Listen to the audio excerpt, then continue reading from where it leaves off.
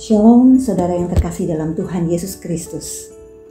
Memasuki minggu-minggu Advent, kita diajak merenungkan firman Tuhan yang diambil dari Yohanes 14 ayat 26 dan 27. Tetapi penghibur yaitu Roh Kudus yang akan diutus oleh Bapa dalam namaku, Dialah yang akan mengajarkan segala sesuatu kepadamu dan akan mengingatkan kamu akan semua yang telah kukatakan kepadamu. Damai sejahtera-Ku tinggalkan bagimu, damai sejahtera-Ku kuberikan kepadamu, dan apa yang kuberikan tidak seperti yang diberikan oleh dunia kepadamu. Janganlah gelisah dan gentar hatimu. Bangsa Israel mengalami masa penantian yang begitu panjang. Mereka berada di pengasingan menunggu dan begitu merindukan datangnya Mesias. Di tengah situasi tanpa pengharapan, kitab Lukas mengisahkan tentang Simeon. Ia melihat sebuah pengharapan dan penghiburan dalam diri bayi Yesus yang baru saja lahir ke dunia. Simeon mengatakan, "Sebab mataku telah melihat keselamatan yang daripadamu." Ini adalah pernyataan iman yang istimewa. Sebab pengharapan itu pasti didasarkan pada iman percaya. Dan iman yang penuh dengan pengharapan mampu melihat segala sesuatu melampaui penglihatan dunia. Sepanjang tahun ini, badai yang cukup besar menerpa dunia. Krisis menghantam setiap orang tanpa pandang bulu. Tahun 2020 seperti masa penantian yang kelam di padang gurun. Sebagai orang percaya, mari lihat segala sesuatu yang terjadi dalam mata iman kita. Di penghujung tahun ini kita diingatkan kembali dengan peristiwa kelahiran Yesus yang membawa pengharapan bagi setiap orang percaya. Simeon adalah teladan yang baik. Pengharapan yang Simeon miliki harusnya menjadi pengharapan kita juga. Ia menatang bayi Yesus sambil memuji-muji Allah. Sikapnya menggambarkan rasa syukur yang mengalir dalam diri Simeon. Kelahiran Yesus harus menjadi momen yang membangkitkan iman dan pengharapan kita lebih lagi. Bersyukurlah atas kasih Allah yang begitu besar sehingga Ia memberikan anaknya bagi kita. Sambil mengucap syukur atas kelahirannya, teruslah tekun menanti keselamatan. Ia satu-satunya sumber pengharapan dalam hidup ini. Kelahiran Yesus Kristus adalah seperti berikut. Pada waktu Maria ibunya bertunangan dengan Yusuf, ternyata ia mengandung dari Roh Kudus sebelum mereka hidup sebagai suami istri. Ia akan melahirkan anak laki-laki dan engkau akan menamakan dia Yesus, karena dialah yang akan menyelamatkan umatnya dari dosa mereka. Hal itu terjadi supaya genaplah yang difirmankan Tuhan oleh Nabi. Sesungguhnya anak darah itu akan mengandung dan melahirkan seorang anak laki-laki. Dan mereka akan menamakan dia Immanuel, yang berarti Allah menyertai kita.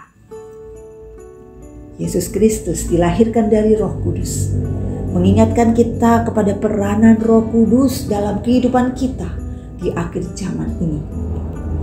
Sebab Roh Kudus yang saat ini memimpin kehidupan kita sambil menunggu kedatangan Tuhan Yesus Kristus yang kedua kalinya setelah kedatangannya ke bumi yang pertama kita sambut dengan sukacita.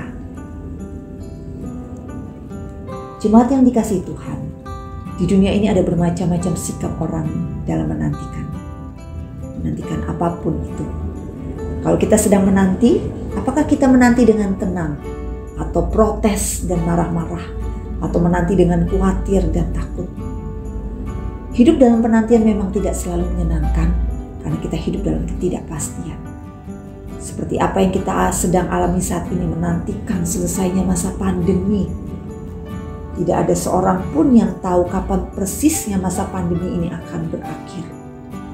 Jemaat yang dikasihi Tuhan, seperti yang tertulis dalam Roma 13 ayat 11. Hal ini harus kamu lakukan karena kamu mengetahui keadaan waktu sekarang, yaitu bahwa saatnya telah tiba, bahwa kamu untuk bangun dan bagi kamu untuk bangun dari tidur.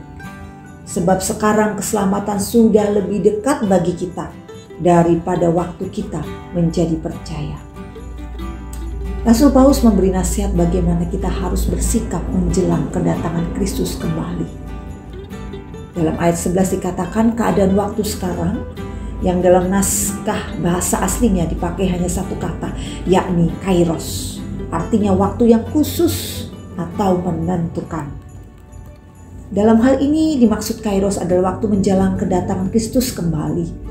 Jadi Paulus berkata, kamu mengetahui keadaan waktu sekarang, yaitu bahwa Kristus akan datang kembali. Oleh sebab itu, kamu harus siap jika Ia datang. Sikap kita dalam menantikan atau menjelang kedatangan Kristus penting dan sangat menentukan apakah kita akan bersama Tuhan untuk selamanya atau tidak. Dalam masa penantian ini, mari kita minta Roh Kudus agar kita senantiasa menyesuaikan atau menyelaraskan pikiran, perkataan dan perbuatan kita kepada kehendak Tuhan dalam apapun yang akan kita lakukan. Bukankah kita seharusnya menantikan kedatangan dari Tuhan? Yang menjadi identitas atau jati diri utama murid Kristus adalah taat atau senantiasa mengikuti Tuhan kita. Dasar terpenting dari hidup menantikan Tuhan bukanlah mengandalkan kekuatan kita sendiri, melainkan menantikan pertolongan Tuhan. Kunci utama dari kehidupan menantikan Tuhan bukanlah bertindak berdasarkan kehendak kita sendiri, melainkan senantiasa mencari kehendak Tuhan. Melalui masa pandemi ini, kita belajar bahwa tidak ada yang dapat diandalkan oleh manusia selain bergantung dan bersandar pada Tuhan. Oleh sebab itu, sangat relevan dengan keadaan saat ini. Jikalau pada masa Advent ini kita sungguh menantikan kedatangan dan pertolongan dari Tuhan kita. Jadi menantikan Tuhan adalah hidup dengan penuh keyakinan bahwa Tuhan akan memberi yang terbaik. Kita sebagai manusia hanya bisa melihat yang terbatas apa yang ada di depan kita. Semua terbatas, namun Tuhan melihat lebih jauh ke depan. Tuhan dengan kasih dan hikmat-Nya selalu memiliki alasan yang baik mengapa kita harus menantikan. Kita juga yakin bahwa Tuhan akan memberi yang terbaik untuk anak-anak-Nya. Mari kita memberi dan mempersiapkan diri untuk menantikan kedatangan Tuhan dengan bantuan Roh Kudus yang sudah memberikan kita pengharapan sebelumnya. Sebagaimana Rasul Paulus menasihatkan jemaat Tesalonika, kiranya Dia menguatkan hatimu supaya tak bercacat dan kudus di hadapan Allah dan Bapa kita pada waktu kedatangan Yesus Tuhan kita. Surat Paulus kepada jemaat Tesalonika bertujuan memberikan dorongan dan keteguhan kepada jemaat agar mereka senantiasa setia, bekerja dengan tenang sambil menantikan kedatangan Kristus dengan penuh harapan. Meskipun kesusahan-kesusahan silih berganti terjadi dalam kehidupan mereka, tantangan demi tantangan berusaha menggoyahkan iman mereka seperti para pengajar sesat. Tapi sebagai pengikut Kristus, mereka harus tetap teguh di dalam iman kepada Yesus Kristus Sang Juru Selamat. Paulus juga menyatakan bahwa sebagai hamba Tuhan, ia bersama rekan-rekannya juga menghadapi berbagai kesusahan dan kesukaran. Namun mereka dimampukan oleh Allah untuk menghadapinya dan menjadi pemenang. Paulus senantiasa menghimbau agar mereka tetap melakukan kasih satu terhadap yang lain, bahkan kepada setiap orang di sekitar mereka. Hal tersebut dilakukan oleh para pengikut Kristus karena mereka akan menyambut kedatangannya sambil melakukan hal-hal yang berkenan di hadapan Tuhan. Kita diarahkan untuk menyambut Tuhan dalam kekudusan. Allah menginginkan agar umat yang dikasihinya tetap hidup dalam kekudusan. Kuduslah kamu sebab aku Tuhan Allahmu kudus. Lalu bagaimanakah yang disebut dengan hidup kudus? Setiap manusia tentunya memiliki kekurangan. Tidak ada manusia yang sempurna. Tidak seorang pun manusia itu menjadi kudus jika tidak karena Allah yang menguduskannya melalui kematian Yesus di kayu salib.